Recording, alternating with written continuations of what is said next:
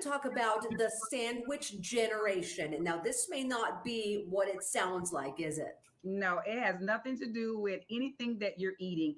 It is when someone is taking care of a parent and they're also taking care of their children and not taking care of themselves. They are sandwiched in between, taking care of everybody else except for themselves. Got it. Now, a lot of people may find themselves in that situation right now.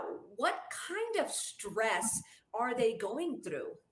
So, one of the biggest things, Claudia, is they may be dealing with some health changes that they don't even recognize because they're so busy doing and they're not recognizing the early signs of maybe some high blood pressure, any type of concerns related to diabetes, obesity, overeating, undereating, depression, anxiety. And depression and anxiety, Claudia, are first cousins. And a lot of times we mask it with doing things.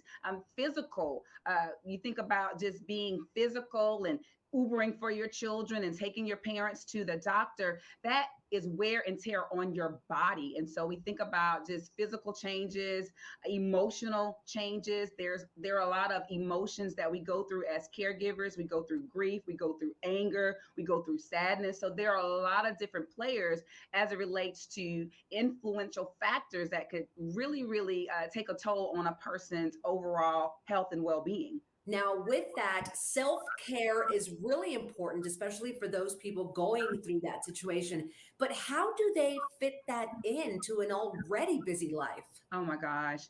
Claudia, you have to pencil it in. Not necessarily pencil it in, you got to pin that thing in. You have to have it a part of your daily routine. Just like you get up, take the kids to school, you take mom to the adult day center, you have to pin in time for yourself, whether that's going to get a manicure, a facial, or just walking in your neighborhood alone, listening to music. So you really have to schedule your me time in your overall time and your routine. If you don't, you won't do it. You if you don't put in exercise, Claudia, we just Yep. might not do it. So it's a part of your day to day. And you also, I think it's important that you document and you plan for your meals as well. What we intake in our body has a direct reflection on how we feel and what we do. So you want to be sure you're eating super packed foods that are healthy, those bright colored vegetables, those green leafy vegetables, bright colored fruits, but also make sure you have fiber, making sure you take in as much water as you need to. That has to be a part of your day-to-day regimen. How can we say no sometimes? Like, what is your advice on saying it's going to be about me today? I can't do it. So I will tell you, no is the most powerful two-letter word you will ever use. If you want to feel like somebody and you want to feel like you're in control and you want to feel like you can take over, say no. Say no and mean it. But I'll tell you this, Claudia, don't say no if you don't mean it. One of the worst things you can do is to say no and backpedal. That means people are going to take advantage of you, because you've set the stage for saying things that you don't mean. And so you just got to do it. Like Nike said, just do it. You really Yeah. have to do it and mean it. And my thing is, if you're doing something that you regret later or makes you angry or makes you feel a way about yourself, then you may need to rethink doing that thing or how you do it. And it's okay to tap into resources and ask people for help. Claudia, people really underestimate the power of respite.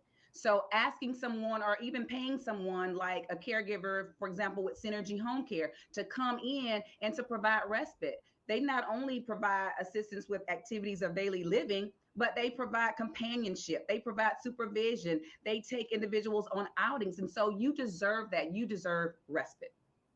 Yeah. And again, touching on when you need help, ask for the help. Why is that important? So you can't be everything to everybody, because if you're everything to everybody, then you can't be anything to yourself. And that's sort of a backwards way of thinking, because how can you support anybody else if you're not well? And so the best thing you can do for your family, your parents, is to take care of you so that way you can be that blessing to them. And a lot of times, Claudia, people don't reach out for help because they don't know where to reach out. They don't know what to say when they reach out. But I'll tell you, many counties have the area agency on aging. Many counties have home care agencies that people can reach out to. So just call and say, I need help. You don't even have to know all the big words or the jargon that's used in the industry, but just say, I need some help. If not, somebody gonna take me out. Thank you so much, Dr. Macy. It was a pleasure to chat with you. It was a pleasure. Thank you for having me.